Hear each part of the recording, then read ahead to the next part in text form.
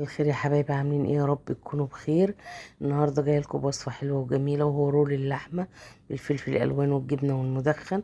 قبل ما اقول عملناه ازاي، بصوا الجبنه شكلها ايه، بصوا المنظر من جوه يجنن. لو حابين بقى تعرفوا عملته ازاي، تعالوا معايا. ما تنسونيش بقى في اللايك والشير، وفعلوا الجرس عشان يوصلكم مني كل جديد من مطبخ سماح احمد.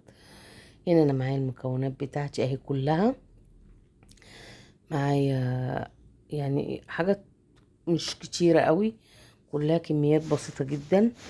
هنقولها مع بعضينا اهي. معايا ربع كيلو لحمة، معايا طبق فلفل الوان احمر واخضر واصفر، معايا لانشون مدخن او بيف مدخن، معايا بصلايه مفرومه وبيضايه، ومعلقه دقيق كبيره، ومعايا التوابل بتاعتي ملح وفلفل وكمون وبابريكا.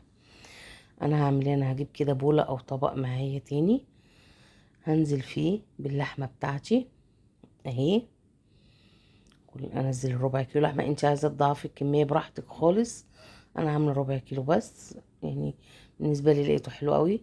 وهنزل بالبصلايه اللي انا مقطعها صغير اهو.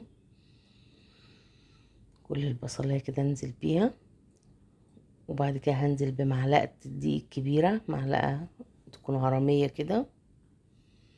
وبعد كده هروح نازله بالتوابل بتاعتي، ملح وفلفل وكمون وبابريكا. مش حاطه توابل كتير عشان مغيرش طعمه. وهقلبه في بعضه، اخلطه كده ببعضه. بعد ما اقلبه كام تقليبه كده اهو، هضيف عليه البضايه بتاعتي. هي بضايه واحده، البيضه بتاعتي مش صغيره، المفروض كنت احط نص بيضه، بس طبعا البيضه مش كبيره، وفي نفس الوقت مش هينفع اقسمها، فانا حطيت بضايه. انت لو عملتي نص كيلو برضه هتستعملي برضه بضايه. وهبدا ان انا اقلب كله واخلط كله ببعضه، واتاكد ان كل المكونات دخلت اندمجت كده مع بعضها وشربت من بعضها، والبيضه اختفت والدقيق اختفى خالص. انت حابه تحطيها تاخديها ضربه في الكبه براحتك. انا شايفه ان هي مش محتاجه الكبه خالص، لا انا فضلتها كده اكتر، يعني عادي بالمعلقه. الكميه مش كبيره، وفي نفس الوقت بصوا انا عماله اقلب وبظهر المعلقه اضغط عليها ازاي عشان ادخل كل المكونات في بعضيها اهو. بصوا حبايبي، بصوا كده، طول ما انا بقلب بضغط بظهر المعلقه عشان احس ان كله دخل في بعضه. انت عايزه زي ما بقولك الكبه، بس انا فضلت كده ليه؟ عشان يبقى اما تيجي تاكلي تلاقي اللحمه طعمها باين، ما تكونش عجينه. انا مش حابه انها تبقى عجينه يعني. ماشي، خلاص كده. اول ما اتاكد بقى ان هي كلها خلاص م- شربت من بعضها التوابل والبصل بتاعي والبيض وكل حاجه حطيتها، ماشي، اروح عامله ايه بقى؟ اروح ركنها على جنب، وجايبه كيس تلاجة انا فاتحاه كده اهو، مفروض قدامي اهو. اخليه بالعرض عشان اقدر اتحكم فيه اكتر، واقفله. وهنزل فيه باللحمه بتاعتي. نزل ربع كيلو اللحمه، وزي ما قلت لك لو انت عايزه تضعفي الكميه براحتك خالص، ما فيش اي مشكله. كل واحد وامكانياته، او كل واحد على حسب ما هو شايف ان الكميه دي تكفيه واولاده، ما فيش مشاكل. وبظهر المعلقه افضل افرد بقى فيه كده. انا طلع معايا شكل مدور عادي، يعني انت عايز تعملي بقى مربع وكده ما فيش مشكله. في الاخر برضو بيتلف وبيطلع رول جميل وهتشوفيه وهيعجبك قوي. بصي بظهر المعلقه بقى كده، بصي وامسك الكيس. اهم حاجه انك انت تتاكدي ان مفيش فراغات في اللحمه وانت بتفرديها بظهر المعلقه كده. وافضلي افردي افردي، وفي نفس الوقت ما تكونش تخينه، انا مش عايزاها سمكها تخين، لان هي لما تتلف رول هتعمل كذا لفه، فطبيعي ان هي هتبقى تخينه. فانت لو تخنتي قوي مش هتستوي يعني. خليها حلوه كده، بس تتاكدي ان ما فيهاش اي فراغات بظهر المعلقه. طول ما انت بتفردي هتلاقي الحتت الفاضيه معاكي هتملى. بصي راحه جايه كده، اتاكد ان الحروف بتاعتي مش تخينه، ان هي ما تكونش حته وحته. انت عايزه تحطي كيس فوق فوق، يعني تحطي الكيس وعليها اللحمه وكيس تاني وتفردي بالنشابه براحتك خالص. بس انا افضل المعلقه ليه؟ هحس بالحاجه ان كان فيها حته عاليه مش عاليه، هبقى انا حاسه بالحاجه نفسها يعني، غير النشابه برضو. بس عايزه تسهلي على نفسك كيس كده من تحت وكيس من فوق، وبالنشابه وفريدي زي ما انت عايزه، اللي يريحك اعمليه، الاسهل ليكي اعمليه. يعني ما تتعبيش نفسك، الاسهل اعمليه. بصوا انا عماله اسحب بالمعلقه من جوه لبره، زي ما بكون بفرد فطيره، بسحب من جوه لبره، هي ده برضو كده، من جوه لبره، عشان اتاكد اي حته مكلكعه في النص وكده تطلع على بره فتعمل كله. وفي نفس الوقت ما يكونش الحرف بتاعي ما يبقاش تخين. بصي انا بحاول افرد على قد ما اقدر، انا مش عايزاه الحروف تبقى تخينه، ومش عايزه الرول نفسه يبقى تخين، انا عايزاه حلو كده عشان اقدر اما الفه ما ابصش الاقيه تخين قوي، لان لسه هحط فيه حشوات، فاجي اجي بقى اعمله ما يستويش. لا انا عايزاه يكون ايه، مقاسه حلو، انتوا امسكوا هتشوفوه يعني. هنا انا كده بصوا خلاص اتاكدت ان هي كلها اتفردت حلو قوي. اهو بصوا هبدأ بقى ان انا ايه، انا على فكرة انا نسيت احط لكم طبق الجبنة في التصوير في المكونات في الاول وانا بصور. فانا دلوقتي انا بقى هجيب الجبنة اهيت، دي جبنة سوري من على جروب على النت، انا جبتها ناس كتير شكروا فيها. هي عاملة زي انت تشوفيها، عاملة زي الخيط كده، طويلة زي الخيوط كده كلها. المفروض ان هي بتتنقع في مية عشان هي مالحة، بس انا عشان مش حاطه ملح كتير في اللحمه بتاعتي، والحشو بتاعي ما فيهوش ملح، فما نقعتهاش عشان اظبط ده مع ده، يعني ما يبقاش جو الكفر بره مملح وجوه مايع، لا فخليتها بملحها بحالها، ما نقعتهاش في ميه ولا اي حاجه.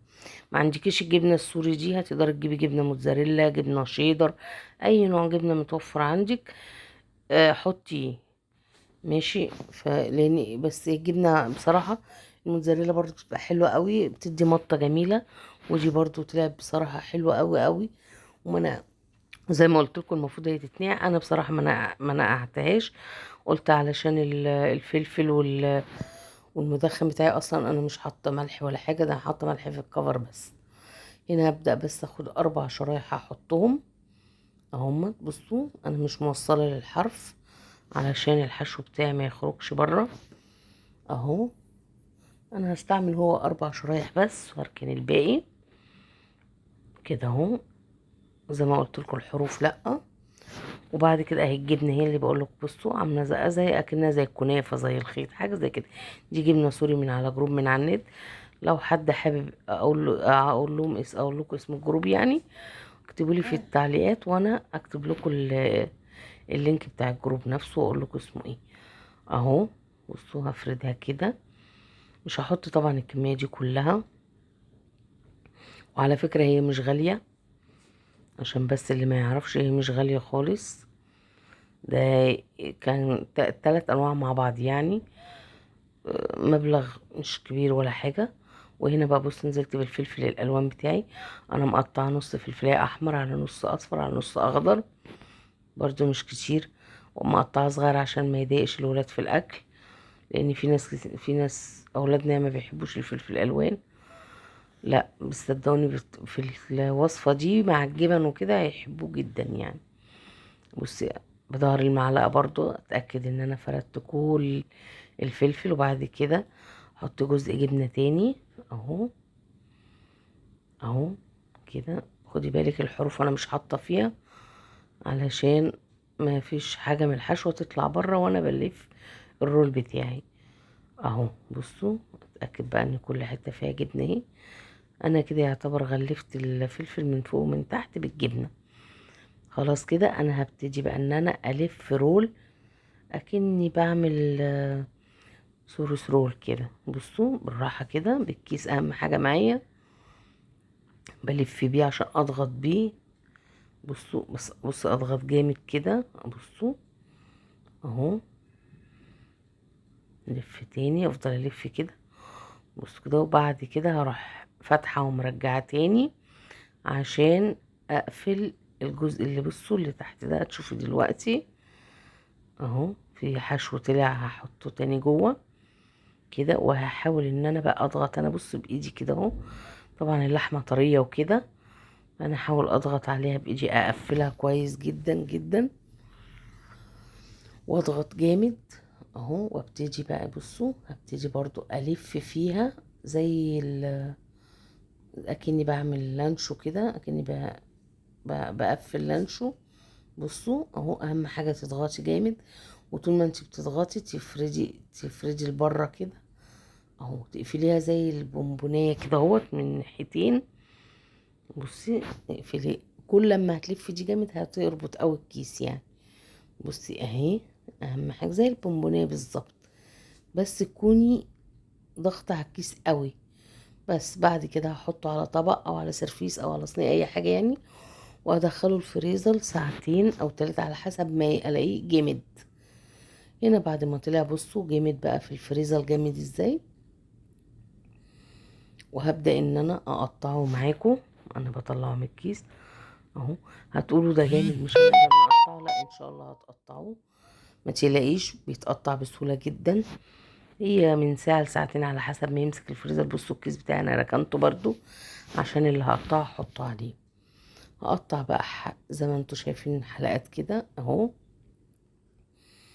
بصي هو الحرف طبعا انا مش حاطه في الحشو، فمش هتلاقي الحرف بتاعي في حشو. مهم. واركن على الكيس تاني وابدا اقطع. بصي الشريحه دي جت مني تخينه قوي اول شريحه يعني، فانتي سمك الشريحه ده على حسب ما انتي عايزه.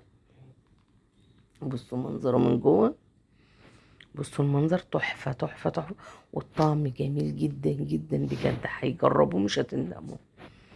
ومش مكلف خالص، طالما يعني ان شاء الله ربنا ميسر الامر يعني باذن الله تجيبي حاجتك حاجه بسيطه يعني، كلها حاجة كميات بسيطه خالص. سواء البيف المدخن او ممكن تجيبي لانشو مدخن اي حاجه يعني. ونوع الجبنه زي ما قلت لك مش ما تحكميش نفسك بنوع معين. هنا انا قطعت كله بقى، وهبدا اعمل الخليط بتاعي اللي انا هغلفه من بره بيه. عباره عن ايه بقى؟ عن بيضتين 2 اهو، ادي بيضه والتانية. مهم. خدي بالك لو حسيتي ان اللحمه بدات تفك منك يعني التلج يروح وكده، حطيها في الفريزر تاني. وضفت على البيضتين نص كوبايه لبن، وهضربهم كويس. تاكدي كويس ان البيض ان اتخلط باللبن كويس جدا وفك كده، علشان تقدري تحطي بقيه المكونات بتاعتنا من غير ما يكلكع. هنزل بقى عليه بأربع معالق دقيق مليانين. المعلقة الكبيرة بتاع الأكل دي تبقى المعلقة هرمية كده. ماشي، وأقلب كويس. أهم حاجة تأكدي إن الخليط اختلط في بعضه ويبقى ناعم، ما يبقاش فيه كلاكيع أو كتل من الدقيق في قلب البيض واللبن. افضلي اضربي فيه لحد ما تلاقيه بقى ناعم خالص خالص اهو. بصوا اهو. هبدأ بقى اجيب ايه الطبق التاني فيه بقسماط او فيجيتار المتوفر عندك. انا كان عندي بقسماط. وهبدأ اخد بقى ايه شريحة شريحة انزل في الخليط ده. بصوا كده بالشوكتين كده اهو، واطلعها على البقسماط كده اهو. ماشي، واقلبها هقلبها في البقسماط بس اهو، عشان تضغطي كده عشان تتأكدي ان كلها اتغلفت كويس اهو. بصي اهو كده، اتأكدي كده اهو اهو. واحطها اضغط عليها انا كده اهو كده. وبعد كده اشيلها واجيب واحده تاني. بص انا هاجي اخد دي لقيتها، بصي حسيت انها ثابت فكت شويه، فركنتها وخدت غيرها. وزي ما قلت لك وانتي بتعملي كده، لو حسيتي ان اللحمه الرول بتاعك يبتدي يفك من السقعيه والحشوه كده ممكن تقع منك في الخليط ده، لا دخليه الفريزر تاني ربع ساعه ولا حاجه، وبعد كده ارجعي غلفي مرة تانية يعني. ارجعي غلفيه ابدأي في تغليفه بقى ماشي. بس اللي عملتيه خلاص ما تغلفيهوش تاني خلاص اهو. برضو بصي اهم حاجة الضغط كده عشان تضمني ان كله ماسك في بعضه كده اهو اهو. هعمل معاك واحدة تالتة برضو اهو. اضغطي بايديكي كده، ماشي. حط دي هناك اهي بالراحه، نفضيها كده اهوت. وهعمل قصادكم واحده تالته، هاجي امسك. بصي دي برضو لقيتها مش ماسكه نفسها لسه، فهدخلها الفريزر تاني. بصوا شكله بصراحه تحفه تحفه تحفه، جميل جدا ما شاء الله. الرول ده طلع لي 14 شريحه، ومش رفيعه زي ما انتي شايفه كده اهو. غلفها. انا بقى هغلف دي، وبعد كده هخلص كل الكميه عشان ما اطولش عليكم. هخلص كل الكميه وارجع لكم تاني نشوف هنعمل فيها ايه بعد ما تكون غلفناها. بس خدوا بالكم، بعد ما هغلفها ادخلها التلاجة الفريزر نص ساعة. يعني بعد ما اخلص الكمية كلها هدخلها الفريزر لمدة نص ساعة، عشان تمسك الحشوة الغلاف الخارجي يمسك في الرول بتاعي كويس قوي. اهو يا حبايبي، بصوا كده كله تمام. انا هدخلها نص ساعة وارجع لكم. ماشي. بعد النص ساعة انا جبت طاسة حطيتها على النار. اول ما تسخن هنزل بقى بالشرايح بتاعتي. بس اللقطة دي انا اسفة التليفون ما صورهاش. هنا بصوا انا خلصت تحميرهم كلهم، حمرتهم. حاجة تحفة تحفة جميلة جدا جدا. والجبنة والمدخن طعمه خطير فيها، يا رب تجربوها. اهم حاجة ما تنسونيش بقى في اللايك والشير وتفعلوا الجرس عشان يوصل لكم مني كل جديد من مطبخ سماح احمد. باي باي.